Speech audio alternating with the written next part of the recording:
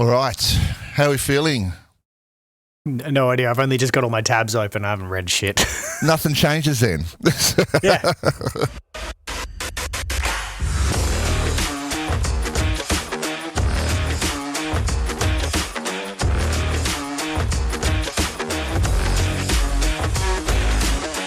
Welcome to GCP Bytes, episode number 47 for Friday, the 14th of August, 2026. GCP Bytes is a podcast where we discuss Google Cloud and tech. And I'm your host, Stephen Bancroft. On today's show, the money go round is going around. GCVE gets a new feature. Remember the word virus? Well, it's back. Plus, there's a new prompting technique and it's awesome. I've tried it out. Find out in the AI wars. But before we get to any of that, I'd like to introduce the co-host of the show, Dave Wall. How you going, Dave? Yeah, I'm good, man. Just sitting here spinning my wheels. Yeah, very good. And our very own GDE, Ian Brown. How are you, Ian? I'm good, mate. How are you? Good. Not in China. No, not in China. I got incredibly sick, so I decided that it was probably not a good idea to try and fly into Singapore, whose one question on their entry visa is, are you sick? You're like, very. Have you had a high temperature in the last 2 weeks? Yeah. I got a high temperature now. Yeah. You could say I was sick. Maybe. Yeah, patient zero over there. Yeah. We've got that bird flu going around at the moment, so you know. Yeah, well. I mean, I'm glad not to a see bird, you here because when we caught up for our meeting, like even just like a couple of days ago to go through like the pre-planning for this, you did not look good. And I think that was you on the uptrend. Yeah. I was not healthy. So, we'll be locked in this weekend doing a bit of a GCVE migration, just compute moves. As is our want. As is our want, yes. And then next month we've got, hopefully things going well, a bit of a network cutover. just a small little one. So lots of change to do. Lots of changes happening, yeah. Besides that, you guys been up to any tech adventures during the fortnight? I bought a Sega Master System too. Ooh. That's a good tech adventure. Do tell.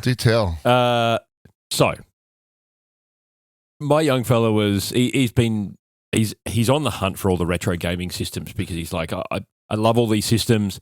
And, the Retro Pi just doesn't do it for him because, well, it's not retro. Batacera? Can't blow on the Pi. Yeah, you can't blow on the Pi. You don't need physical cartridges for it. All of the reasons. Like I do get that. Like I do enjoy having Batacera as an emulation machine, but there is just something about that tactileness of having. Okay, I'm going to grab the cartridge. I'm going to put it in. Got to give it a bit of a blow. Like putting a floppy disk in the Commodore 64. Yeah, exactly. So we bought this Sega Master System off a mob called. Retro something or other. I can't remember their name now. Anyway, bought it online. It was, it's all working and all that sort of stuff. We get it home, we plug it in. I'm like, why aren't I getting video out of this? It's just the RF isn't coming up, and I've got it plugged into an old telly.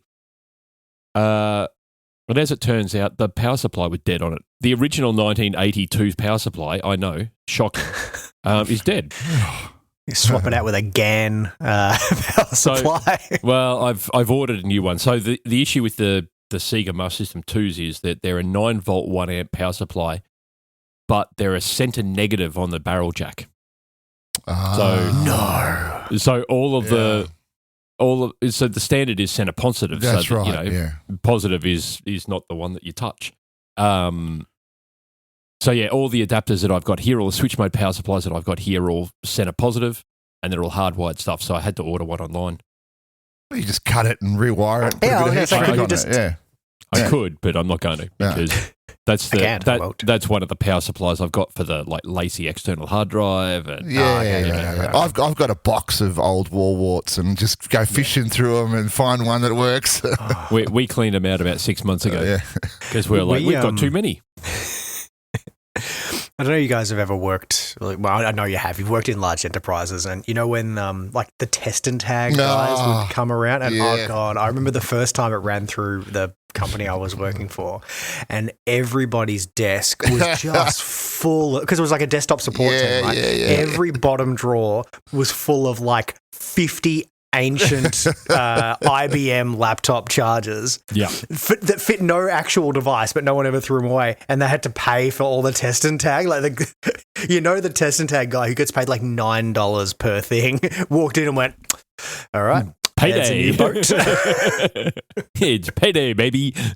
I'm just fishing through my drawers. I'm sure I've got one down here somewhere with the tag on it. No, I've just got the little lab power supply at the moment that's powering it, and it does all right. The system actually works. I'm doing an AV mod to it. So we'll get some actual composite video out of it as opposed to RF. We'll see how it goes. Yep. We've got a couple of games. Yeah, nice. Very nice. Play with that. Yeah, good. Yeah. Okay. That's it's great, but boy, it's a pain in the ass. Well, it's back to the old school days of gaming when gaming was, it was a bit of a highlight of your day. You got to use a TV for like an hour. Speaking of which, I've heard, this Perifractic guy has bought Commodore. He's now the CEO of Commodore. Yep. There's been not a transfer of the Amiga license, but there's been an agreement with the Amiga licensing between the current owners of the Amiga licensing and Commodore. Right? Ooh. So they've come to an amicable agreement about sharing the IP between them. It's a first step. It means that the Amiga brand could resurface now. Nice. I'm very, very excited about this. We'll Is Banky's Amiga OS going to get featured here? We'll see. Banky's going to get acquired. I'll get acquired, maybe. We'll get onto that a little bit later because I've had a couple of breakthroughs with that. But we've got, what else we got? We've got Pixel 11 about to drop.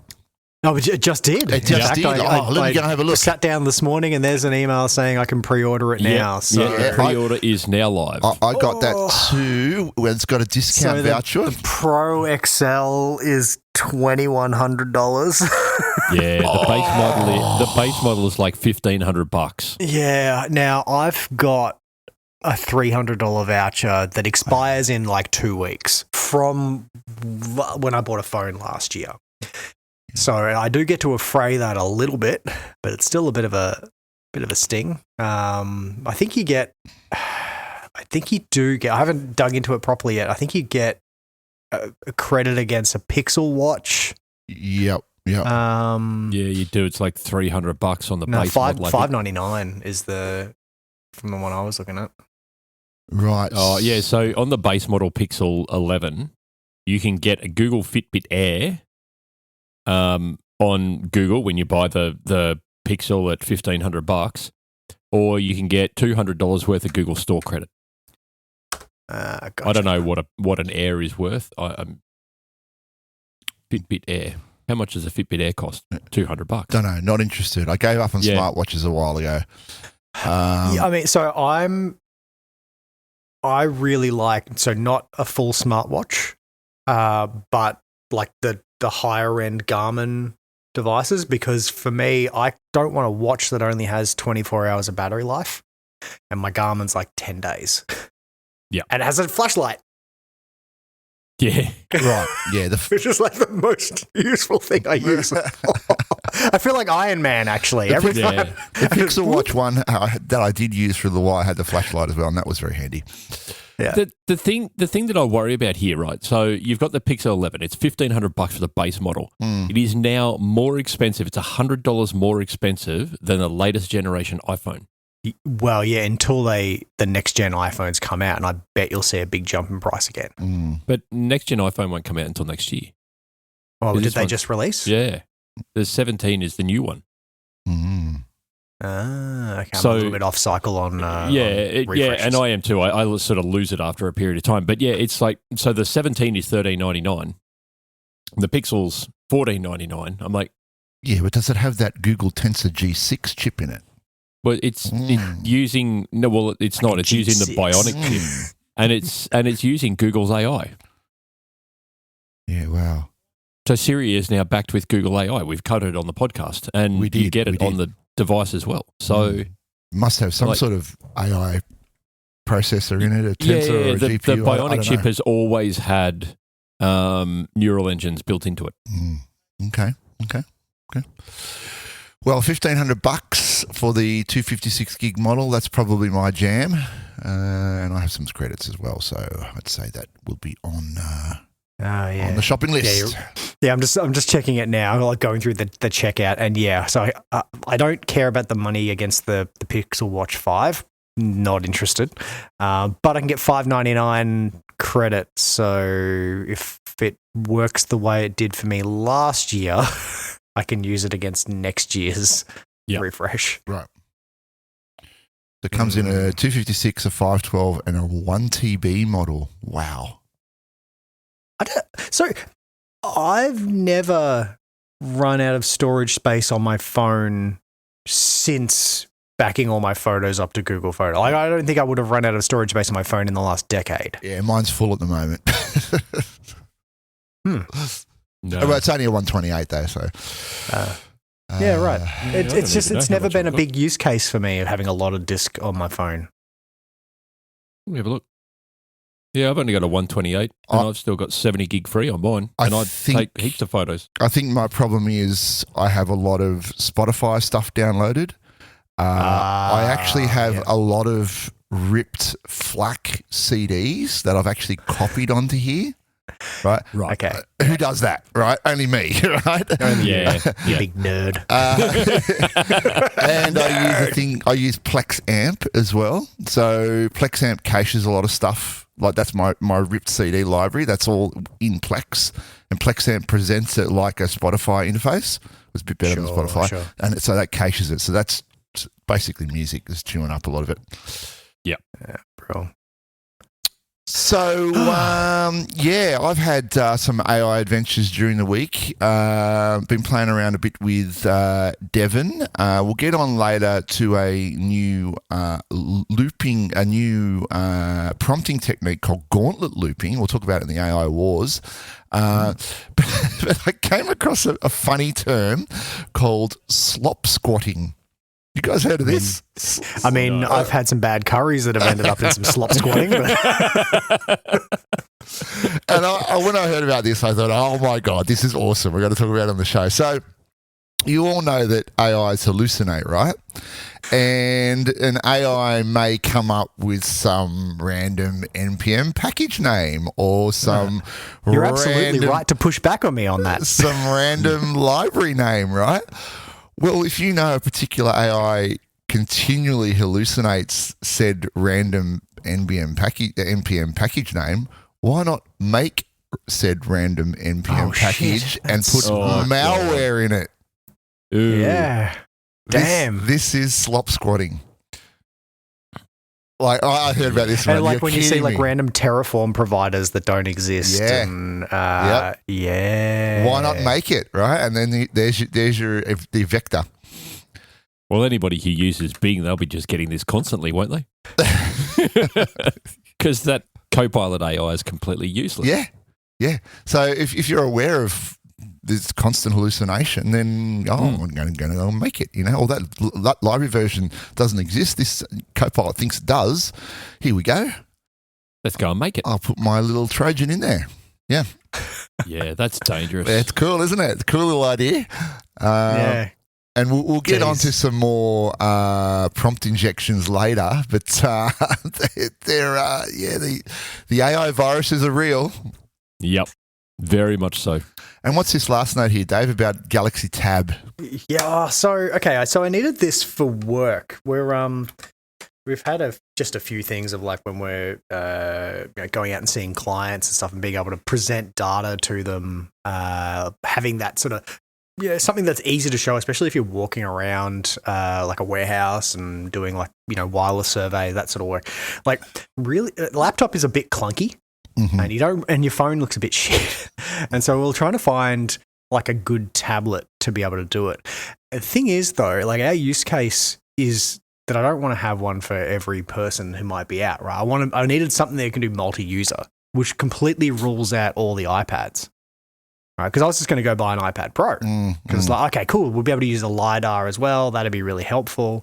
But they're all single user. There's no function in there to be able to actually go, well, unless I wanted to create a sales user with a separate sales email address and stuff, I didn't want to do that. I don't want to have to go down subscriptions. So that switches me back over to Android. But man, I'll tell you what, I had a few issues with trying to use multiple users on this thing.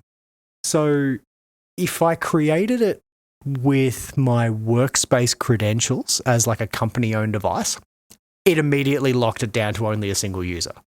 Yeah, right. Even though in my workspace config, I went through and dug into it, it allows multi-user. So it's actually more on Samsung's implementation. So I should spin back. What we ended up purchasing is a Samsung Galaxy Tab 11 Ultra. It's this big 14.6-inch slab of a thing. Yeah. It's huge. It's like a monstrous. It's bigger than an A4 sheet. Let me have a look. It's a behemoth. Yeah, there you go. There you go. Bigger than an A4. Don't need a clipboard with that one. No. Don't need a clipboard. Went and bought like a great case with a like a hand strap and stuff on it, which is nice. Got a stylus. So that's all really cool. It's really nice if you're wandering around and doing like airtime testing. It's easy to show people. But yeah, getting that multi-user thing was a bit of a pain. So ended up having to set it up as like a personal device with a work profile. And then my other users I was able to sort of create, and it didn't lock that out. But apparently if I wanted to do it, I would have had to go fork out, like if I wanted to have like a multiple workspace account, completely company-owned device, I would have had to pay for like Knox Enterprise with Samsung to get like their whole management suite. I'm like, that's a little bit overkill for the three of us. Like, yeah. I was actually looking at this for so Belmont Rifle Range uses Samsung tablets as shooter monitors on the rifle range, and I was actually looking at this like, how can I lock down? Because we don't want on the range, we don't want randomized MAC addresses. These things don't access the internet. There's no need to randomize your MAC address, but the default on them is to randomize it, which I get. Yeah. For the normal use case, that's perfectly fine. The problem that I've got is that every time these things get an update, they revert back to a randomized MAC address. Oh, really? That's weird. So when you start the tablet up, it gets an IP address off the server, and then, an hour later, it's got a different IP address because it's got a different MAC. And all of a sudden, you start seeing issues on the network where you've consumed all of the IP space in your. There's only 150. Right, all the reservations are out. All the reservations are gone, and you can't add any more devices to the network because these Samsung tablets have rotated. How long are your reservation times though? 12 hours. Yeah, geez. Well, the devices are shut down after every shoot, so they only ever stay online for like 12 hours. Not even. We only really shoot from 8:30 in the morning till 5 o'clock at night, and so you end up with this issue that every time they change a MAC address, they get a different IP address, and they start consuming all the spares, which there's not many. There's only about 20. And you have to expand that IP scope. Yeah, that's harder than it sounds. Just make the expiry, make the reservation time shorter, 2 hours or something. Well, yeah, but so we also use really old. Remember the one laptop per child project? Oh yeah. So we've got the old laptops that they produced, which we call Frogs. It's a little green and white thing with a TFT screen on it. Yeah, I remember those. Yeah, operates with a hand crank. It runs a really old version of Fedora that uses the Sugar Lab UI on it. They don't handle renewing IP addresses very well. Yeah. Let's go with that. Well, because that's all new. The DHCP is new technology. Yeah, I think the TCP stack on it's pretty old, so. They don't handle renewing IPs very nicely. You've literally got to reboot them. Just point Claude at it and get it to fix it. Yeah, the thing is, Not my Ian, is device. like, why in this day and age are you still just leasing your IPs? Why don't you purchase some new ones? I genuinely had an IT manager, a non-technical background IT manager, raise that with me when we had a site where like, we ran out of IP leases, and they're like, oh, why don't we just go buy some more? I'm like, wait a minute. Hey, look, I can sell you some if you like. Leasing's a bit of tax deduction, that's why. Yeah. Oh my God, I've never heard that one before. Oh, really? Oh, man. Hey, I had an IT manager at a company that I used to work for, and he firmly believed that a certain coloured network cable, like the patch cable that takes your computer to the patch port, that was a static IP cable. And all of those machines that were connected to that port, that always had the same IP address.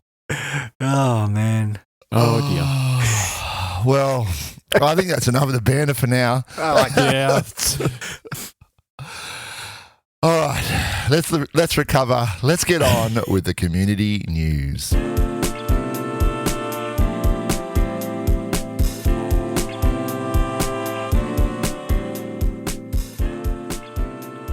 All right, take it away, Ian. I've got to stop laughing.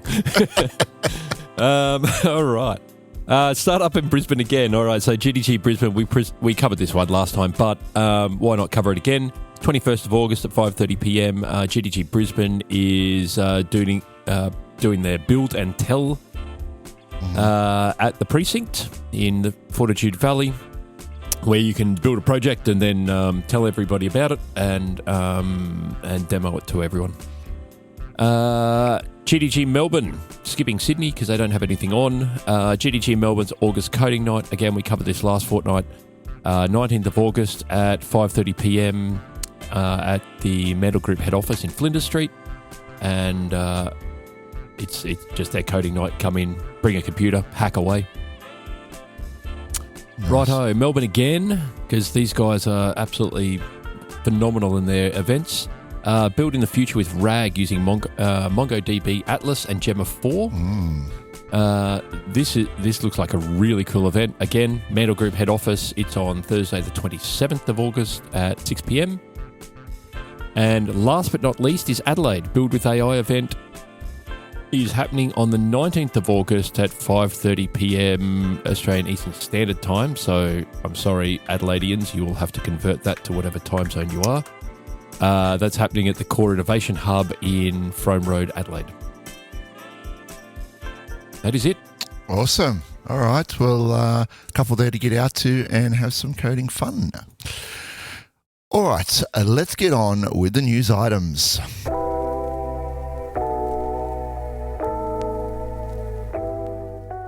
And first news item this week is a people move. We have Scale AI taps former Google Cloud executive as new CEO.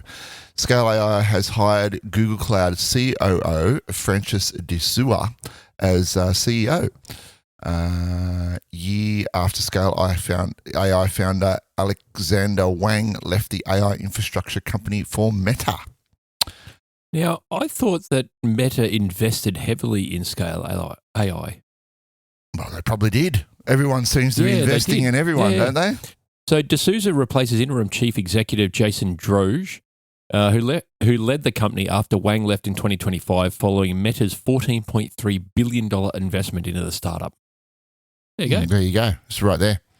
Now, we've got a whole heap of other people moves too.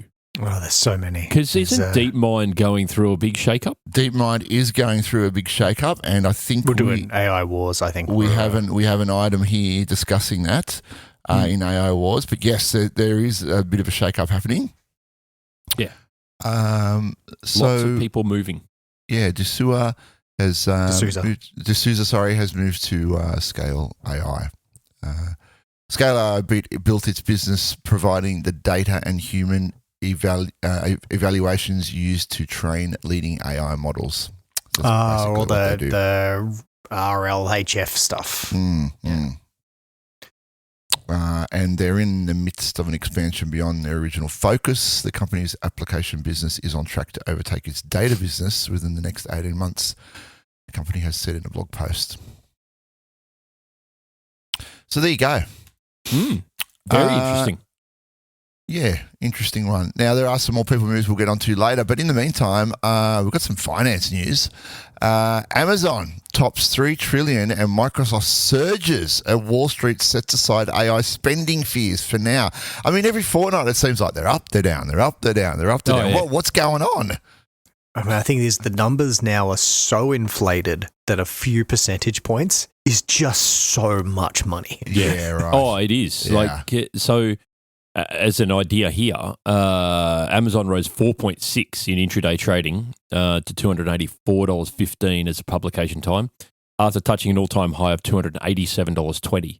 So that adds some extreme amount of money. It's like $170 billion to the valuation. It's ridiculous. And they pushed past $3 trillion in value for the first time. Yep. So they're 3.06 trillion now. Yep. Microsoft climbed. Oh, here's a good example. Microsoft climbed 5.2% to $488.97, which puts them at a market valuation of 3.63 trillion. So that small amount of percentage increase added $200 billion. Yeah, jeez. Yeah, and on one day it did 450 billion in growth. It's insane. In better news, they're all still languishing behind Google. And they're spending big on projects as well. Microsoft spent a record $41 billion on capital projects last quarter and told investors to expect more than $50 billion in the current quarter. Yeah. The spending reflects unmet demand. Even at that amount, we will still not have enough capacity to meet all the demand we have in 2026. And I believe this dynamic will also be true in 2027. Google's got that same problem, though. Yeah. Their demand for their AI infrastructure far exceeds their ability to produce it. But they're not made it... They're not making money. No. Google are, but not so much on the AI. It's just crazy talk. It's it's amazing on the capacity side of things. Like we all know, we've talked plenty of times about just how much costs have just spiked so insanely. And I saw an article today, on data center capacity, where even Texas, right? Texas has had to put a suspension on data center builds because they had 14,000 new data center requests. Wow. And the power demand that they wanted was 4 times larger than the grid. Yeah. Right. We can't. Even provide your own power and water, the Lone Star states. Yes. Whoa, a little bit of regulation. Be nice, yeah. And I mean, later on in the podcast, we're going to cover the EU, who's pushing for 11 new AI gigafactories. I'm still not really sure what that is. Part of the catch up. They're playing catch up there. They're playing catch up. But speaking of the money go around, Anthropic commits $200 billion to Google Cloud. Don't get out of bed for $2 billion. I don't even want to talk about $2 billion. It's got nowhere near enough zeros on the end of it. It's 2 more zeros. Okay, I get the point. $200 billion. Yeah. By the way, that's a set a price target for when Amiga OS gets purchased. $200 billion. That's it. That's it. It's got no AI. It's got no AI. We can negotiate from there. This is a company that has not made a profit, spending $200 billion with Google. Well, it's doing much the same as OpenAI is. They're spending investor money. Yeah, that's right. Which has probably come partially from Google. Yeah. So Google is. So they have invested previously. I think $3 billion investment that Google's already made. Google plans to invest an additional $40 billion in Anthropic, structured as a $10 billion upfront payment, $1 at a $350 billion valuation, plus a contingent investments of up to $30 billion. There's all too many zeros in this. Yeah. Now, I found another story that goes along with this. OpenAI and Anthropic will drive about 40% or 48% of Google Cloud revenue next year. Yep. 48% coming from two sources. Yeah. So at this point, eggs in basket, maybe. Yeah, well, Anthropic's. So this article on TradingView actually says Anthropic's massive cloud commitment affects Google's quarterly earnings. A single customer representing only over 40% of your cloud revenue backlog is both a blessing and a concentration risk. Mm-hmm. They're right. Like you don't want one single customer to have that much impact. Yeah, like something bad happens to Dario, and it would have a negligible impact. So it would have a noticeable impact. On Google's bottom line. Right? Yeah, exactly. But it's weird, we're getting a little bit meta here for a sec, though. But you know, there was post World War II, there was a big consideration that we might be able to, in a situation where maybe we're at the end of large global conflicts because we're all going to tie our economies together, right? We're all trading with each other, and it's too important. Like the money, I buy from you, you buy from me. We're so tied. We'll never fight, right? Mm-hmm. Now we know that hasn't been the case, but that was kind of like the theory at the time. I'm seeing this same thing with the money go round, right? All of these companies are now so heavily tied into each other that they compete, but they also buy from each other. And it only takes one to go down and the whole chain of dominoes. Yep. The house of cards collapses. Yeah.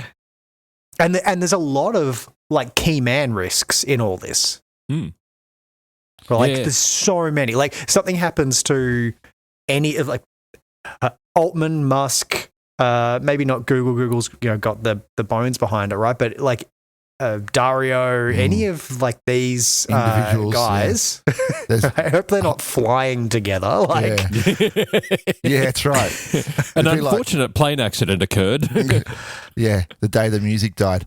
It'd be just like that. It might be like Coca-Cola. I don't know if it's a rumor or not, but apparently there's only 3 people in the world that know the formula of Coke, and they're not allowed in the same room at the same time together. Something like that. It was the same as KFC's seasoning. There was only ever 1 or 2 people that are allowed to know that.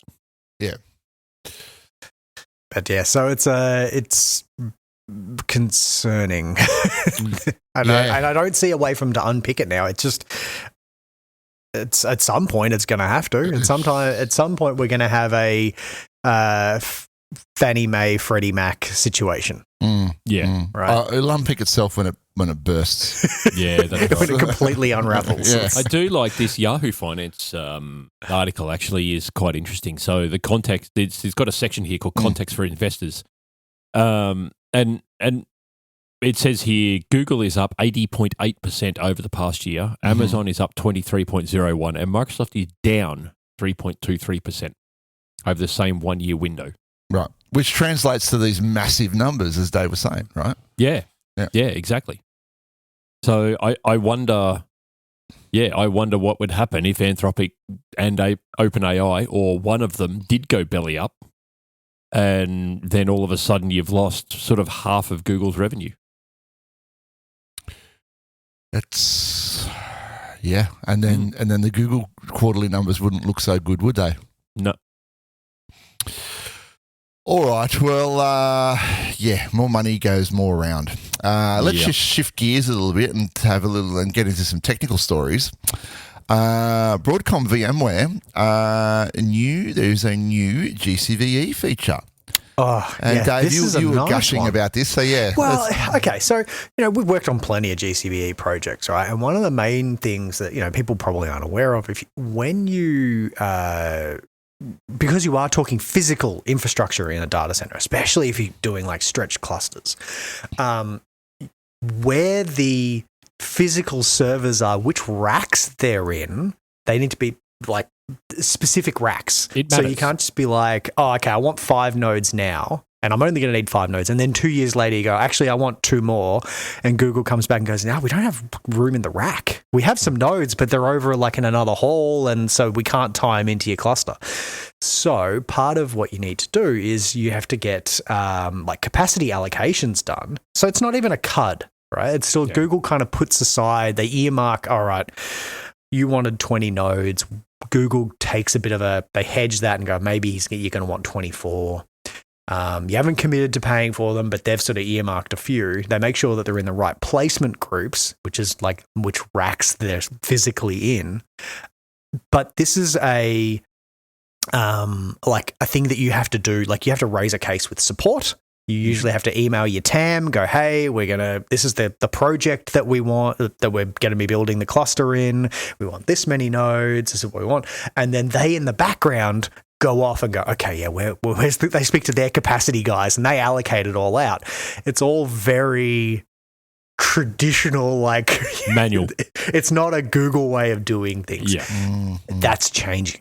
Right. So new feature as of the 1st of August in preview. But yeah, capacity allocations are now going to be user manageable, right? You'll actually be able to do all this sort of stuff yourself. Less raising support cases, less chats with your TAM. I'm going to be very keen to see how this sort of plays out. It's great maturing of the platform, removing some of these manual steps which are not super intuitive. I mean, great as a consultant, right? Because you know it's there, but it shouldn't be. Yeah. And it's good to see them still pushing forward with the product even after the Broadcom, licensing changes. Yeah, definitely. I don't know how far along the development Microsoft is with their equivalent platform, but with AWS, yeah, we know AWS has dumped it. So they're still evolving it, still pushing it, and this. I heard, I could be wrong here, but I did hear that Australia has a really big appetite for it. It's one of the bigger markets. Yeah, I think as a percentage of the consumption of Google Cloud, VMware Engine in Australia is one of the big dogs. Yeah, so per capita, we're the biggest consumer of VMware Engine in the world. Yeah. Our financial services industry loves it. Loves it, yeah. Yep. We want more. Yeah. All right. Well, that's good. And people that use it are probably telcos. So we've got some telco and regulatory news here. I was searching for a segue there. It wasn't your best segue. No. We'll get there. Australia hikes levy for tech giants that fail to strike local news deals. Now, this has been making the lamestream media recently as well. This is all about advertising revenue, and you better pony up or you're going to get fined, basically. Yeah, look, this is So we've had this in for, 12 months, 24 months now? Something like that. I feel like it's been ages. Yeah, it feels like ages, doesn't it? So it was 2.25% of the company's revenue. So when this was originally introduced, this bill was that if you didn't strike a deal with the local news agencies and you were a big player or a significant social media or search service within the country, you had to pony up to the government. The government would tax you 2.25% of your entire business revenue. Right? They've changed it slightly. It's now 2.5%, but it's only your advertising revenue. So, well, that makes a bit more sense. Yeah.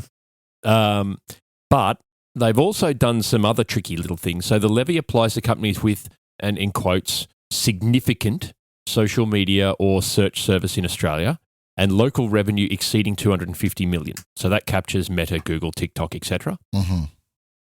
But they've also removed the exclusion for professional networking sites. So that now brings LinkedIn into the mix.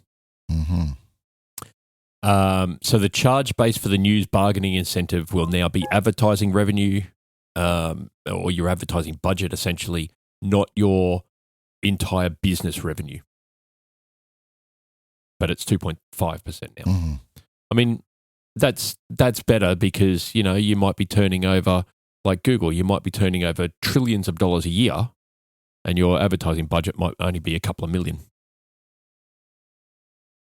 Maybe. Yeah. That really did seem disproportionate, didn't it? Mm. And I can see here that what businesses will do in order to evade this a little bit is reduce their advertising budget. Their advertising revenue is gone down. The costs go down. Yep. Yeah. It still doesn't sit well with me. If like a news outlet like Channel 9 is voluntarily posting stuff on Facebook on their page, like, well, why does Facebook have to pay for that?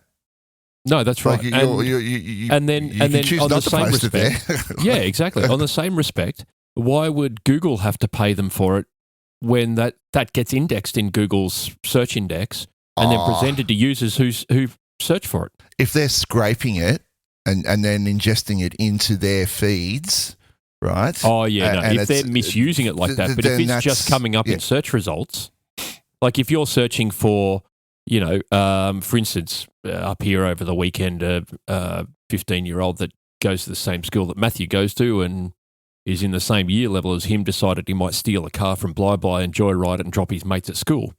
He got caught. His offside of it helped him steal the car, didn't. He told all his other mates that he picked up to drop off to school that his parents bought it for him. Oh, God. Classy young fella, I'm sure. But I just Googled that 15-year-old steals car from Bly. And, of course, that comes up in the search results. Yep. And, you've got like Sunshine Coast Daily and a whole heap of other news outlets. ABC News covered it, a whole heap of them did. That I don't think that should be subject to this levy because that's just search. I'm just using Google's search index for exactly what it's designed for. Google shouldn't have to pay for that. No, they shouldn't. And, if they didn't want to, they could just exclude it from the search. Yep. And they're just not found. Yep. Yeah. Yeah, regulation. Let's go back to the open internet, hey? Good old days. It's dead. Although I did see a really cool thing. There was a little node that you can buy that puts you on a no internet. It's like all LoRa type traffic. It's not a Freenet thing, is it? Yeah, it's like a Freenet. Freenet, yeah. So Freenet looks very interesting. Have you seen the is it BitChat? I use BitChat. It's cool. Yeah, it's a mesh network that was created by Jack Dorsey. That like the Indian government was trying to take down because they can't. No one can restrict it, right? Yeah, exactly. Because it's really it's a peer-to-peer. Yeah, I love it. Yeah, if it's like Freenet, basically it's a peer-to-peer network. Yep. And when you create a website, it's a WebAssembly app that gets put onto the peer-to-peer network. And no individual hosts it. It kind of just exists. And when you load that web page, it downloads it via peer-to-peer and just runs in your browser. Yep. Yeah. They have a chat system called River, and that's it. Just open. No one hosts it. It's all open source. Criminals will be loving it. I love it. Speaking of regulation, ACCC to consider mandatory domestic mobile roaming. Yeah, this what do we think about this? How do I put this nicely? This frustrates me. Yeah, another frustrating one. Yep. If I'm in Telstra's shoes, right, I've spent trillions of dollars building a mobile network that covers pretty much every part of Australia. Yeah, under your mandatory... A lot of that was funded when it was owned by the Australians. Well, it was. A lot of it was, but a lot of that is funded by the USO payment. We've gone from G3 to G4 to G5. Yeah. Right, and G5's been implemented, or 5G's been implemented since then. Pretty well everywhere, yeah. So we were out at Winton the other year, and there was 5G out there. Yeah. So yeah, okay. A lot of the towers and all that sort of stuff were implemented back in the day where Telstra was Telecom Australia. The PMG. Or PMG, Postmaster General. But I don't think there were mobile phone towers then. But anyway. The Pony Express. Yeah. Yeah. But But the upgrades that have happened, like they've had to upgrade all the transceivers, they've had to upgrade all the switchgear and everything because, technology moves forward. And it's been at least 20 years since Telstra was privatised.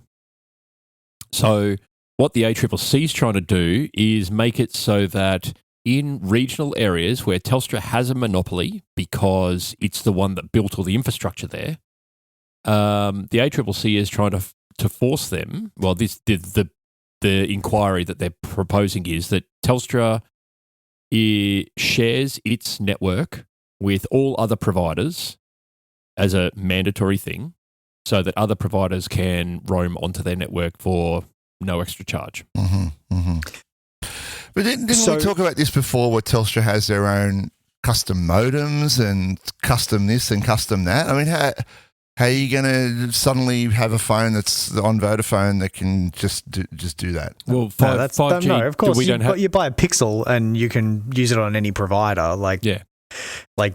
Telstra, yes, do have different frequency bands that they use, but the modems themselves support a wide range. You don't really have to. Usually, if you buy a device that was sold in Australia, it's going to work on all the bands in Australia, right? Yeah. It's not quite to the level that it used to be. And I like to sort of devil's advocate my way through these things, right? So, putting aside the economic basis, to me, it does make sense that if you are using the other provider's network, if there's not a reciprocal relationship, then there should be some level of remuneration, right? So I don't know what that number should be. I can't really, weigh into it. But from a shared public good and thinking some things are natural monopolies, right? So power grids, right? Water. All right, we can't have yes, we have different power retailers, but it doesn't make sense to have 3 different power things around your house. And this is where NBN came in. You should talk to New South Wales about that. They've got 2. How nice for them. This is where NBN came in, right? It's okay, it didn't make sense. The ridiculous thing that happened with the cable rollout, right? You had shit phone lines everywhere, and that was Telstra because again they were coasting off the fact that this was all paid previously, and then Optus went, all right, we will roll cable out and we'll roll you go internet and you get TV services, and then Telstra said, oh okay, we'll do the same thing, and they rolled them down the same street. They didn't go, oh well, we'll compete in different areas. They rolled so you could have a house that had pretty decent ADSL and Optus and Foxtel, and the rest of the nation had shit all. Yep. Right? And that's where NBN had to fix that. So digressing a little bit, but some of these really far regional locations, it's not feasible that every other telco is going to be able to backhaul fiber out to Winton. No. And then build it. So Telstra doesn't do that. They use microwave links. But microwave links, yeah. But you get where I'm going, right? The duplication of the infrastructure is nonsensical. No, that's right. Yeah, it's silly. And in terms of load, most people who live in the city, and maybe they're a Vodafone customer or a TPG or anyway, or maybe they're using an MVNO. If they travel out to Winton, they're like, well, I'm not going to buy a Telstra service because I went to Winton one time. Well, Ian did. Yeah, he got an eSIM while he was out there. That's literally what he did.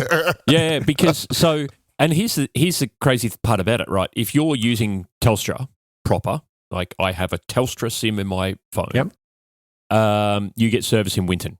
Same as me now, Bank. If you have Belong, which is owned by Telstra, but is an NVMO, no service. You do not, So Telstra goes that far as to go, well, you're not paying Telstra. Not paying the premium rate. You're paying a subsidiary of Telstra. You don't get service. Yep. So because and I agree with them. There is a very specific amount of bandwidth that they've got on that backhaul, and it's got to service all of the residents in Winton, and it's got to service all the tourists in Winton. And as soon as you get more than 100 people in Winton, you've flogged that service completely. Yeah. So Birdsville's the same. Like, it's just crazy. Yeah. Yeah. Yeah. Birdsville's exactly the same. I was there. Yeah. It's Your phone can't handle it. Like, it just, when I did the Simpson crossing and I came into Birdsville and then turned my phone on, it took about 45 minutes and the phone was cooking hot, right? Just to like start up and load everything because the network was so slow and the tower was so far away. It was just pumping it out. So what I see this doing is if this goes through and the ACCC decides that this is going to be mandatory, I see this as killing off Telstra's it kills off Telstra's monopoly out there. Yeah, fine. But it also kills off Telstra's investment out there. Yeah. Because they're like, well, all these other companies are going to use it. It screws the pooch for everyone else. The people that have paid the premium to get the service, it just makes that worse for those individuals. Yeah. And there's already a they call it a universal outdoor mobile obligation bill, right? That is essentially requires telcos to provide mobile service in the event of an emergency and all that sort of stuff. Yeah, and that's worked forever. So you could be, you travel internationally. Temporary disaster. You can hit the emergency button on your phone. Yep. It will work as long as somebody has a signal that can see you. Yeah, so the TDR that the Banky was just saying is the ability for you to use your phone. You could be on Optus, you could be on Vodafone, you could be on insert rando provider here. You don't even need a SIM in your phone. You can make a triple O call. No, that's right. But on the TDR, if you're in a disaster declared region, you can use any provider on any SIM. So you could have an Optus SIM and you could be using Telstra's network because there's a TDR in place there that said that Telstra has gone, yes, I agree to this. If this area is declared a disaster, any provider can use it. So I guess the thing is, technically, it's already there. All they've got to do is flip a switch to allow it. Yeah, that's right. Yeah. But in the idea of a disaster, it's a very limited area and it's a very limited number. Yeah. And you accept the fact that it's a disaster and there's going to be some shit service and all the rest of it. Yep. I think implementing that across Australia is only going to be detrimental to mobile networks in the country. You know what it reminds me of? You know when you go to your theme park and you pay the extra $25 for the skip the queue service? Right? That's so silly. What if everyone did it? Yeah. I mean, that's the thing, right? And this is where this is then you have where the we plus end up with, right? Right. Doesn't work skip if the everyone queue gets too. it, right? Yeah. Pro Max. This one's 30. This is $35 to skip the queue. Yeah.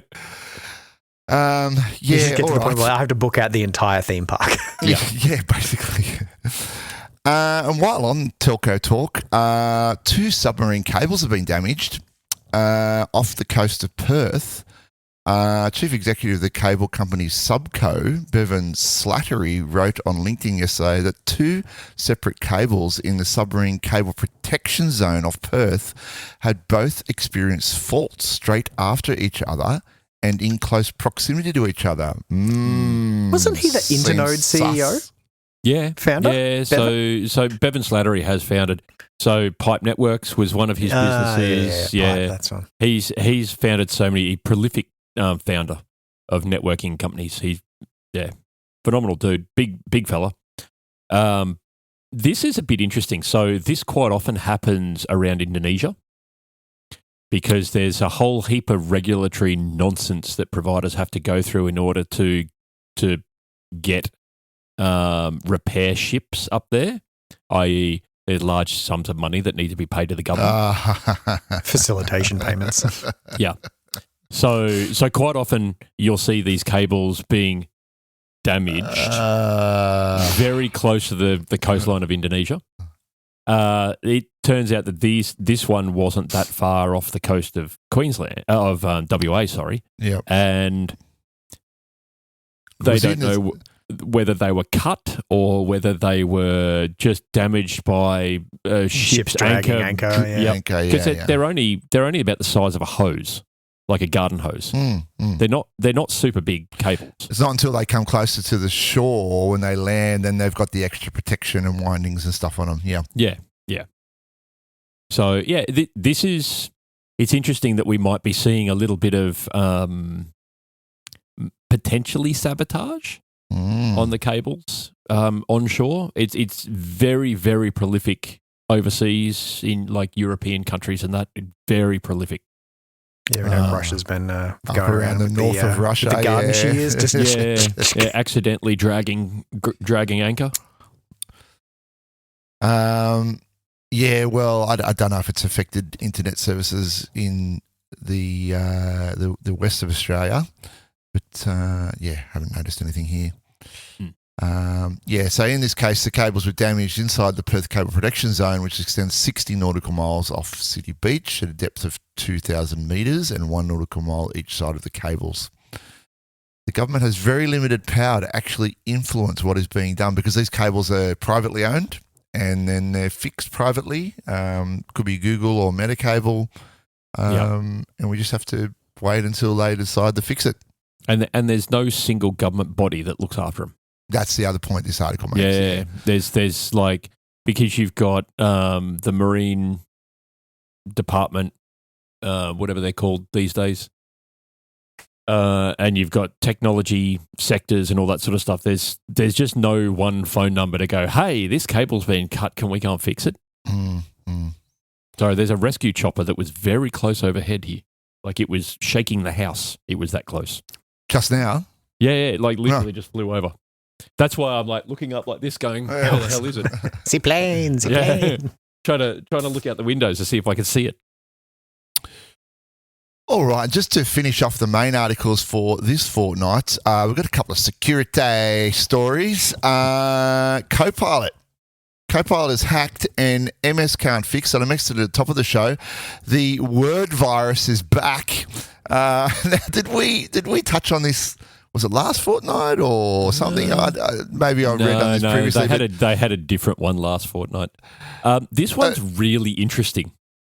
Like, so it's kind of so obvious. Yeah. So we've spoken about students using AI and teachers getting really crafty by putting white text on a white background in the document and it feeding into the AI, and all of a sudden they're writing a thesis on flying pink elephants.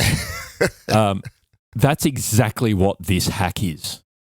This is an AI Trojan worm that is white text that's on the smallest font that you can get. In a footer, like buried in a footer or something. Yep. White text on a white background that does cross-domain prompt injection, which is what the technique's called. The AI reads it, it executes some stuff, like the thing might say, like, go to this site, download this JavaScript, execute it, blah, blah, blah, blah, blah. Mm-hmm. Do all this stuff. And copy yourself into the next file. And then, So you're generating this file, copy yourself into that. Yeah.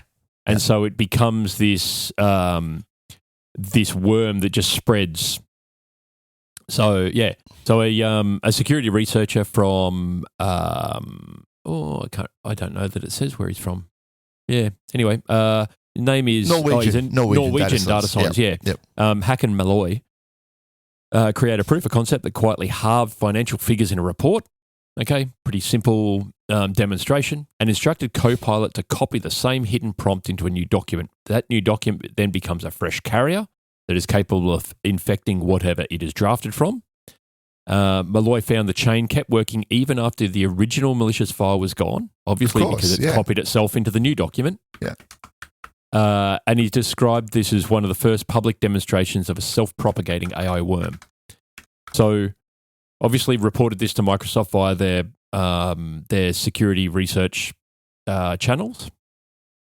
In April, Microsoft shipped a new edit with Copilot experience, and then Malloy confirmed that his original wording for the prompt injector no longer worked. He reworded it, and then it was back. Of course. You put any words you like there. Yep. And then in July 14th, Microsoft issued another fix that upgraded the underlying Copilot for Word model to OpenAI's ChatGPT 5.5. And then by the 15th of July, Malloy had broke that. Yeah. So... And the thing is, he probably used another AI to break it. He did. He used GPT 5.6, which is the newest model available. So So Malloy is withholding his exact prompt, obviously, for very good reasons. But it just goes to show that, you can protect against very specific types of wording in the prompt, but you can't really protect against the human's creativity in rewording that. And we saw this with Gemini right at the start. Like, you'd ask it a question, it's like, no, I can't answer that question. You'd reword the question and it'd give you all the information under the sun. Yep. Change the context of the question, change the positioning of the question, and Yep. I mean, how do you protect against this? I mean, the AI, when it gets the Word document, it strips out all the text formatting, right? And it just looks at the raw text. So it's not going to know that it's white text on a white background. Yep. Even if you took if it was able to take a screenshot of it and then interrogate that, it's still white text on a white background. Computer use, maybe do a Control-A, mark all, and that would show the text up perhaps. I think the only way, for this particular way of prompting, I think the only way that can sort of thwart this in a way is for the AI to look at the document as a whole and say, right, this text is the same color as the background, and it's a different font size or a different font or whatever. Yep. I'm going to ignore it. This looks manipulative. This looks suspicious the way this has been done. Yeah. I'm going to ignore it. But then you run into situations where... What if it's not? That might be exactly what you're trying to do. Yeah. Yeah. I don't know how to fix it. That's for people far smarter than I. Yes. There are far smarter people that can figure this out. Yep. But interesting one nonetheless. Just be aware. And if you've got Bitcoin, you probably don't want to have them in a cold card device because it's got a faulty random number generator. Yeah, what is shocking thing? What is this BlackBerry looking thing? Yeah, so it's actually interesting because let me just start by I have no crypto anymore, but did for a long period of time. I was sort of in Bitcoin and Ethereum and stuff like way back in the day, and then stopped way too early. That's hence why I'm still talking to you guys on a podcast and not on a beach. But yeah, so I hadn't seen these cold wallets, these cold card ones. I used to have a ledger, which is a similar sort of thing. So rather than keeping your coins on your laptop in your actual active, you can sort of move them offline. Some people, could use a paper wallet. You can actually write your seed and your private keys and everything down. There's a lot of different ways to kind of protect your crypto things. You can have it on an exchange, but if someone can log into the exchange, they can drain your wallets, or the exchange could drain your wallets if you're on a non-reputable one, right? So the sort of prevailing wisdom is you want to have ownership of your crypto and you want to protect it and you keep it in cold storage. This cold card solution, which does look pretty funky and was well recommended, had critical software flaw in it. So the random number generator in it, which it did have a hardware one, wasn't being used. It was using a pseudo random one. Right. Yeah. So it has a STM32 hardware random number generator. And the firmware code that it was shipped with wasn't using that to create the initial seed for the wallets, and it was just using the software one. Yeah, was it? I don't have the bit size here of it. It was 40 bits. 40 bits instead of the 128. Yeah. Effective entropy is roughly 40 bits on the Mark III and 72 bits on the Mark IV, Mark V, and Q. So it's 128 bits for a 12-word BIP39 seed. Yeah, and so the way crypto works is not like somebody had to actually hack the physical device. Because everything's online, you just need to guess what a wallet address is and what the private key would be. right? If you can do that, then you can drain the wallet from anywhere. Right. If you can prove that it's your wallet because you have the private key, or the 12-word seed phrase, or whatever, but if you can prove that, then it's your wallet. It's your coins. You can drain them, and that's exactly what happened in 41 minutes. 1,196 addresses were drained, taking over 1,000 Bitcoin across them. Which is $70 million dues. Yep. And the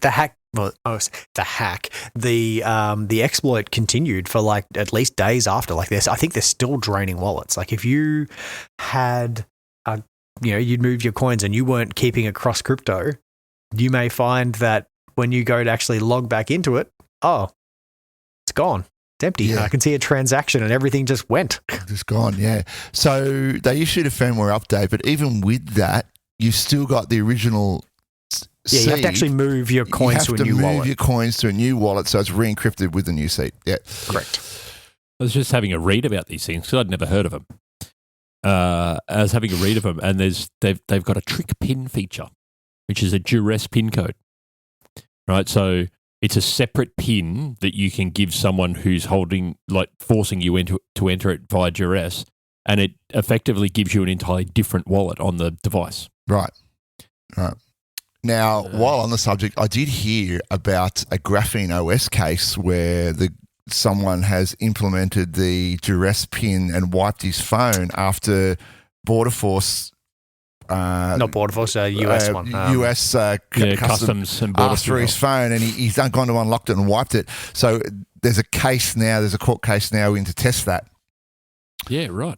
Yeah, so they're saying that he's destroyed evidence because once they asked I think he's coming from I shouldn't need to taking the fifth effectively.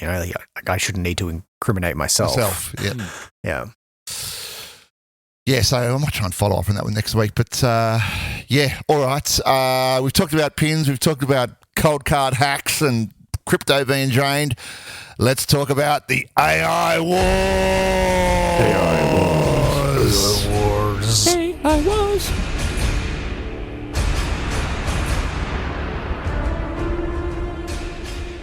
All right. I thought I'd get straight into it. Gauntlet looping. What is gauntlet looping? Yeah. Lay it on us. Lay it on you. Well, up to now, you've got your agent, right? And you're prompting your agent. And you're saying, go away and build this for me. It goes away, does some stuff. You check it and you go, yeah, that's not quite right. How about you modify this a little bit, do it like this. And it goes away and it works a little bit on it. And then it comes back and it goes, yeah, you look at it and go, that's not quite right. How about you change this? And you iterate and you iterate and you iterate and you iterate and you iterate. You're doing it the wrong way, guys. You're doing it the wrong way. What you need to do is you need to set up another agent, a sub-agent, to do the iteration for you. So you have an agent doing the work, and then you spawn a sub-agent. They work between each other. The sub-agent critiques the original agent, and then they report back to you the final result. Right? I'll give you an example. So it's all done in the prompt, right? It's all done with the prompt. Okay. Now, you say, there is a GitHub repo on this, which I haven't linked in there, but I'll chuck that in there now. And you would say, I want to build thing at the level of reference. So in my case, there are videos out there and they're building AAA titles, right? So I want to build a AAA racing game at the level of Assetto Corsa, for instance, right? It should be utterly perfect with every single thing done to perfect quality, right? Include anything that you could think of. So that's where you start the prompt. So you're not leaving it any I feel room, like this right? is the hack of the make no mistakes. Yeah. Now, here's where it gets the rubber hits the road. Fan out sub-agents and have sub-agents tackle each one individually so that the racing game is utterly perfect. You should use /loop on each item and have a separate sub-agent check it to ensure that it's perfect. That separate sub-agent should be a really harsh critic, and if it isn't perfect, it should keep going.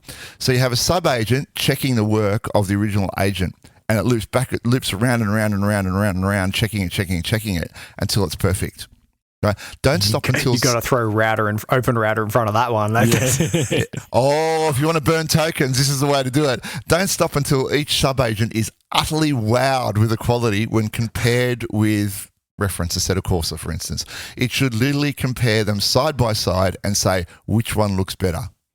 Do this in, Devon, whatever, /loop until it's utterly perfect. Fan out sub-agents and ultra code. I put mega code in there because I did in Devon. This works. It is crazy. I can tell you, I wanted to get my, in my Ultra and Amiga OS, I wanted to get all the GUI and the gadgets and all the the windowing looking like Amiga OS 3, right? And I thought, I'll get some screenshots and paste them in there and give it examples and stuff. No, didn't even do that. I sort of embellished this prompt here. I said, search the web and find unscaled screenshots for examples and make it look perfect. And it went away, and I saw it spin up like 4 sub-agents, and it created like a critique critique1.md, like a 200-line critique file saying what was wrong and what it needed to improve. And then it fed that back into the main agent, and it spun again, and the result is it's near perfect. Really, this is the way to go. And I just set it and forget it. I ran out of tokens on the first night, had to come back on the second night and go again. If you're not Gauntlet looping, you're not doing it right. Wow. Okay. I'm going to have to give that a try because I've got a feature in WebMarket that I need to finish off. Yep. And I'm struggling to get the bit in shot marker to work, so I might get that working. Put some details in there what you want, but I'm sure there's like shot markers on the web that it can find. I've got the source code for it, so just say you want best in class, you want an absolutely perfect, spin off the sub-agent that's going to check it, and it'll loop between the agent and the sub-agent and go around, and then it'll give you the result once you're done. Have you built like a testing harness for it, Ian? Like you could have it like build a parallel project that is just a user that like generates shot data and. No, so what I've done is so I've got in my agents file, it says that it must create for any existing method that it modifies that doesn't have a test case, it must create a test case. And for all new methods, it must create test cases for those methods so that that we get 100% to effectively 100% coverage. You never get to 100, but close enough. And then before it runs it, every time it has to run the test cases and make sure that they pass. So there's a whole heap of stuff there that, I've got to do every time shot marker gets upgraded, the formatting changes just a slight bit. So there's every time that there's a shot marker import class, and that shot marker import class gets slightly bigger every single time because there's different formats every single time. Now, in my case, what the sub-agent was doing, because it's a hobby OS, it was spinning up an instance of Qwen, headless, taking snapshots of it, storing those snapshots in temp, and then critiquing them, and then feeding that back to the agent to tell them what changes to make. Yeah, right. Pretty wild. Yeah. So I'm going to have a play with this tonight. Yeah, so that's what it'll probably do. It'll probably use computer use, spin it up, take a screenshot of it, put it in temp, and then critique it, tell it what needs to change, feed it back to the main agent, bang, and makes a change. So that the agents are talking to each other, and you're not like, because normally you'd be the guy in the middle slowing it all down. Why do that? Yeah. Yeah, mind blown. Nice. Mind blown. Speaking of Qwen. Speaking of models, you might want to use Qwen. Now, in our case, Ian, we need to be using multimodal models. So GLM is free at the moment in Devon. It's not going to work for that particular case. That's why I ran out of credits. But Qwen's multimodal, right? Yes, 3.8. Yeah, 2.4 trillion parameters, 95 billion active. Yeah. What are we hearing about this? I'm hearing good things. Yeah, by the looks of the benchmarkings that it's got here, it's only just behind Claude's latest one. I saw a set of numbers down the bottom here somewhere that puts it just underneath. So beat human teams. So there's a benchmark here. Qwen 3.8 Max scores 87.1. Claude Fable 5 scores 88.4. So it's only 1 and a bit % behind, which is phenomenal. Now, the other thing you've got to start to consider now with these Chinese models is the cost. Particularly DeepSeek. It's a fraction. It's like 0.014 cents per million tokens or something stupid. Yeah. Right? Yeah. And you're only getting, marginally less performance than, your frontier models from Anthropic. But if you're spending like, let's say, for instance, it's 1 cent per million tokens, which roughly enough. Still nothing, right? Yeah, 1 cent per million tokens. There's nothing compared to if you're using Claude Opus at the moment, that's costing you dollars per million tokens. $14 or something silly. Yeah. So even if it is only like it's only 80% of what Opus is, it's still 100% more cost effective. Yep.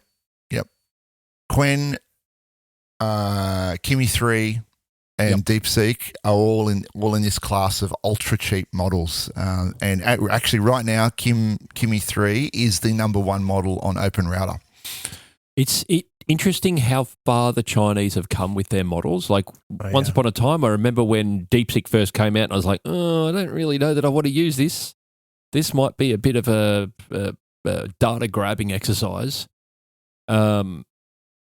But they're just leaps and bounds. It's like the open weight models are only not even a generation behind the frontier models now. Yeah. A little bit of a conspiracy theory. I'm wondering if they're being directed by that wonderful government that they have to release the open weights in order to disrupt the US AI economy. I see the open weights as being the future of AI, to be honest. Yeah. Because it's gonna get to a point where running AI in one of the hyperscalers is going to be so cost prohibitive that you're going to need to run it on your local infrastructure. And so open weight models are the way to go. Yep. And we will get onto it. We'll talk about a tool later that'll allow you to do that. Sorry, Dave. Give me a nice open weight model on an ASIC that I can just slot in. Yep. Yeah. Like the absolutely. Tesla card or whatever, like any of that sort of stuff. Yep. You can get that. What was that card that we covered a little while ago that had the ASIC on it, and it had it had that online thing, or it responded, and it was just so fast, like 1,000 tokens per second. Yeah. Even TPUs that slot into your your NVMe ports, you can get those. And speaking of making things cheaper, we've also got Luna and Terra, GPT-5.6 Luna and Terra, starting today. It's a blog from OpenAI. Starting today, GPT-5.6 Luna, our fastest and most affordable model, will cost 80% less, while GPT-5.6 Terra, our balanced model for everyday work, will cost 20% less. Yeah, this is pretty big, actually. So, interestingly, 5.6 Luna and Terra have faster performance. A little bit slower than Sol in the API, but 80%. That seems like an attractive number. Slightly more expensive than DeepSeek Pro 4, but the intelligence index is quite a bit higher. Yep. And interestingly, compares with GLM 5.2 Max, which I think is a fantastic model. I've been using that quite a bit. GLM 5.2 is a little bit more expensive, but the Luna compares exactly with it. I am kind of worried about Google in this. So you're looking at this graph, right? So the Artificial Analysis Intelligence Index version 4.1. So GPT-5 Luna, yep, okay, it's fairly, like it's on the cheaper end of things. It's got really good index score. Gemini 3.5 Flash Lite is the first model from Google that achieves a reasonably cost-effective price for its ability. you have a look at 3.6 flash, and it's way up there at like 50 cents. It is cents. the most expensive. Yeah. And it's not that good. And it's not that good. Yeah. It's not that good. I'm worried for Google because they've had such a good run with really good models, and it all seems to be falling in a big heap. Well, why don't we stale? Why don't we talk about that? Well, big shake-up at Deepmind. And it's the kind of shake-up that you wouldn't expect it's from someone that's going well, right? Yeah. Yeah, so Demis Hassabis is stepping down as the he's the OG. Right? Yeah, he is. He is the big kahuna at Deepmind. Yep, the rumor that I saw, so he's moving off to, so he's coming out of his role, but he's going to become the chairperson.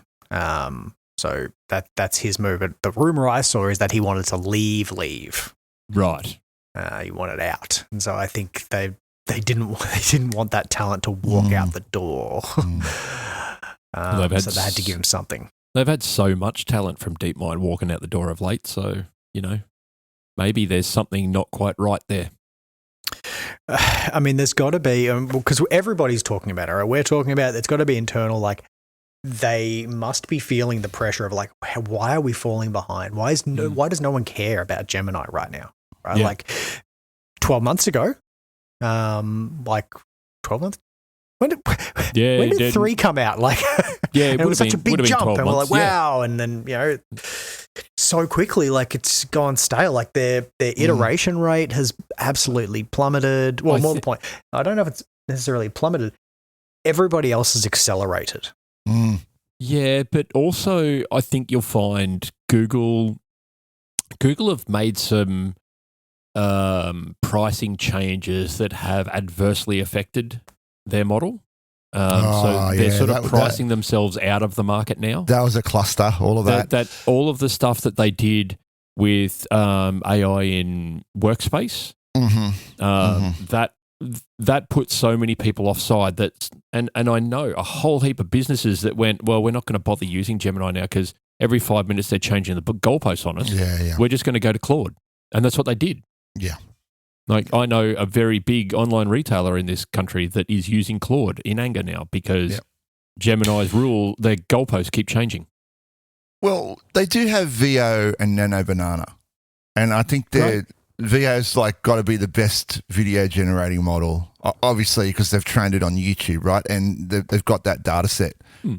But how much more data set can they get? They're not, I think we've reached saturation point now. We've seen with GPT 5.6, what they did is they trained that model on data that the previous model had generated. So it was like a self-perpetuating sort of cycle, right? And that's an innovation, right? And we're not seeing that from Google. We're not seeing individual steps. I mean, outside of all you need is attention, that seminal white paper that they created, which kicked this whole thing off, we're not, there's not been any recent innovation, right? Yeah. And 3.6 came out, 3.6 Flash came out, and there was so much hype about it. And the actual results at the end of the day were lackluster. Yeah. So, yeah, I think Let's wait for 4. I mean, something's good. Yeah. We've seen a few blog articles that have sort of mentioned it. Well, where's 3.5 Pro? Apparently that's been pulled. That was supposed to come out last month. It was said like it's coming out in a month, and that was a little bit ago. Where is it? Yeah. But anyway, there are some changes at Deepmind. We've got Demis is no longer involved in day-to-day operations. Jeff Dean, former Google chief scientist and Google co-leader, is leaving to start a Neo lab called Discovery Loop. Joining Jeff and Sanjay, Sanjay Gemawat, Quockley, and Creole Vinals.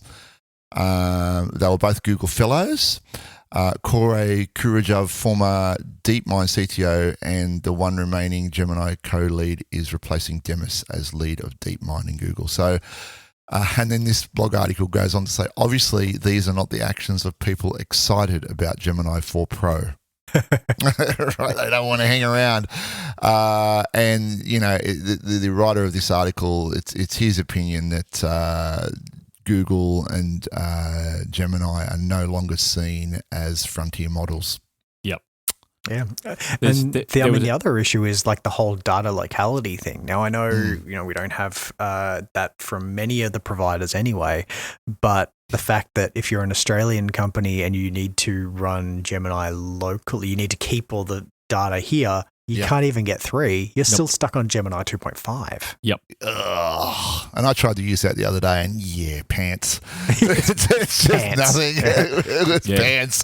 So if you're in a regulated industry, finance, read into that as you will. Yeah. If you're in a finance industry that's highly regulated and you have to keep that data onshore, then you can't use Gemini 3 at all. You have to use 2.5. Yeah. It's actually quite interesting because that's where you start to see a use case of like, all right, I'm a regulated industry, then I'm going to use an open weight model hosted on our tin. Back to the open weight argument. Maybe tin that we're getting in the cloud, but like it's still going to sit. I want to run it in Melbourne. I want to run it in Sydney. Yep. Get your own GPUs and TPUs and run up. Interestingly, that same online retailer that I was talking about before, they run their own model for their online helper and all that sort of stuff, and they did a comparison between that and Gemini, and their model came out so far on top it wasn't funny. This is their own trained model, is it? Their own model that they've trained over years. A custom model, It's always if it's an expert like that, then it's always going to beat out the general models. Speaking of training and hosting stuff, Europe's trying to catch up. EU lays out 11.4 billion for 7 AI gigafactories as it aims to catch up with the US and China. So they're worried about tech and data sovereignty as well, obviously, right? And this has been amplified with recent events. And they want to play catch up. They don't want to be beholden to the US. We might see. We've only really seen one model come out of Europe. Forget the name of it now. Le Chat. Yeah, right. And a Mistral. Mistral makes a thing called Le Chat, but it's not a patch on anything that Anthropic OpenAI are making. European Commission said it would like a public financing to draw additional 20 billion euros in private investments. And they're probably going to be spending, the union has offered 10 billion euros. So, not as much as like a hyperscaler is spending. but still, they've got the nuclear power plants there to support it. They do. Yep. They're certainly not afraid of nuclear power. No. I do get the ick on the whole Gigafactories thing because we've just taken that from Tesla. Yeah. Right? Like, it's like, guys, it's a freaking data center. Right? It's a big one, but like, let's not try and give it a shit name. Like, it's not a factory. Yeah, I was going to say, it's not a factory. It's not producing anything apart from emissions. Let's, Yeah. So, but no, I do. They do need to do something. We can't just have the US and China the only ones in the game. And moving on, AI will never be in security. Never. It has no place in security, mate. Didn't you know? Google Cloud urges board to prioritize AI threat defense. Google Cloud has urged boards of directors to make AI threat defense a standard part of security governance, setting out 5 areas for directors to question management on as companies adopt AI more widely. Look, you've only got to look at the recent accidental hack from AI into Hugging Face, and then the accidental Anthropic hack of 3 companies, which they haven't really named. You could only stop that, or eventually they used GLM 5.2 to stop it. This was happening at machine speed. People can't do this. Yep. Yeah, exactly. So Google's got they've got 5. They say 5 questions in this article, but it's more like 5 statements. The first is business enablement. Board should ask how security modernization spending will help deliver business value to customers more quickly.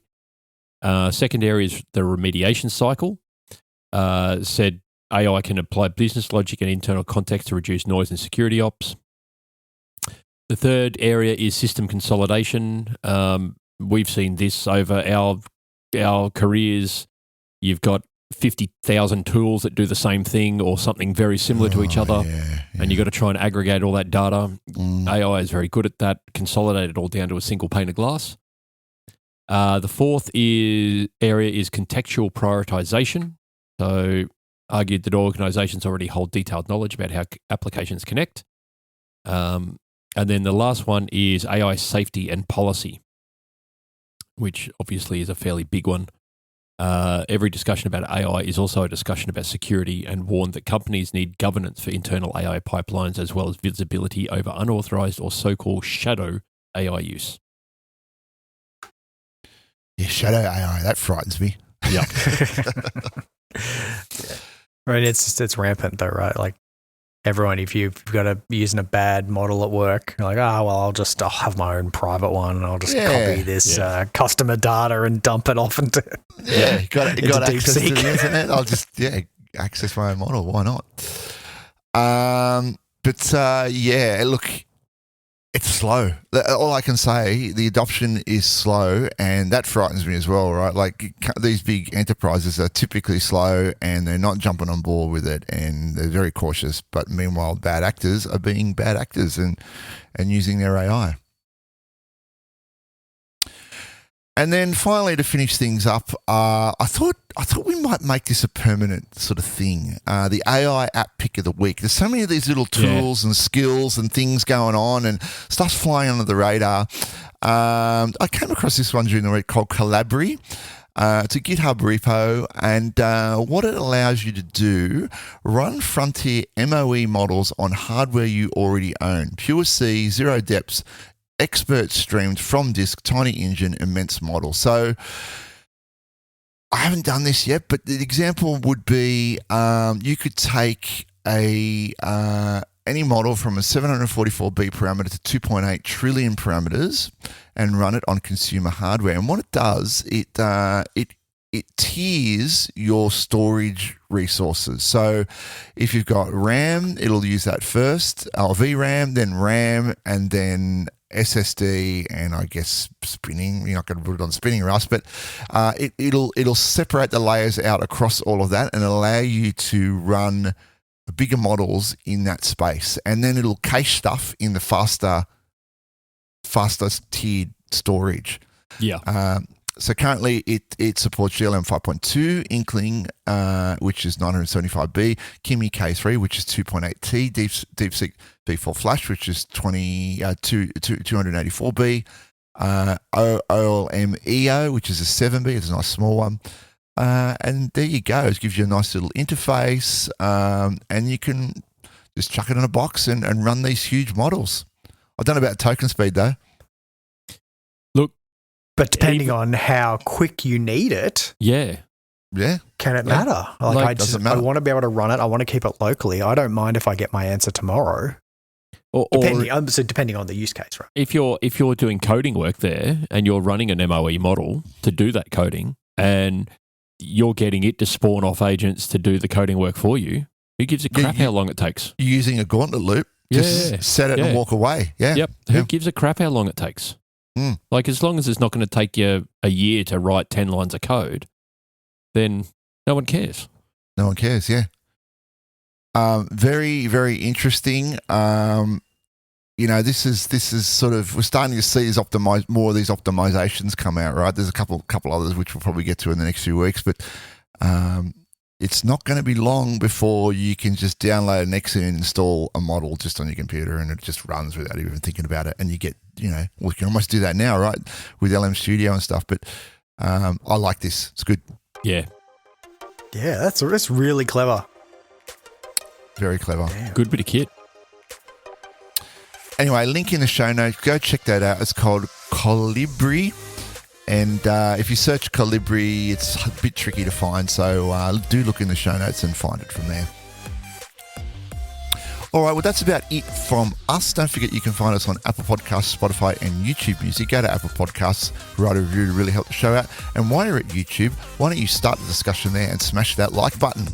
Contact the show, contact@gcvbytes.com.au. Find us on the web, www.gcvbytes.com.au. And today's sponsors are Hive Tech Solutions, Technofish Consulting, and Mansell Group. Well, that's about it from us. We are right on time. We've got we don't have a 9:30 today. We've got a meeting later today. So I'll catch you guys then. All right. See you guys. Bye. See you later. Bye.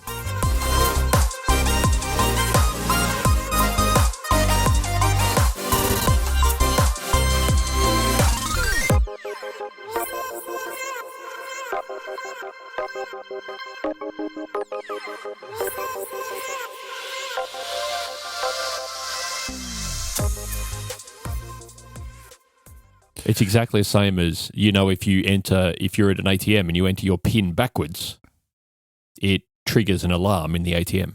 Does it now? Yeah. I did not know this. So there's a duress PIN, which is your PIN backwards. I didn't know this. No, didn't you? No. Been there since day dot when How do people not know this? Well, because it's a lost thing. So once upon a time, you used to have to go into a bank to get your cash, and by the time you'd walked out of the bank, all of your cash would already be in your wallet and in your pocket and all that sort of stuff. Yeah. And then they started putting telling machines, which is what automated teller machines, outside where people could, force you to take money out, and they'd be off the camera because all teller machines have got a camera on them, and force you to take money out and then take that money off you. So what this does is if you put your PIN in back to front, it sets an alarm off on the ATM. Sorry, bud. It doesn't. No, it doesn't? It doesn't. I just Googled it because I'm like, how do I know? It's not, because then if people had like palindrome passwords and things, it would be setting false alarms It would be setting off. Yeah. What if your passcode was 1111?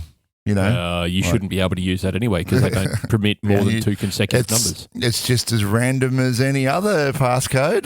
They've got a whole wiki page on it too. Yeah, it was a feature, but it was not implemented.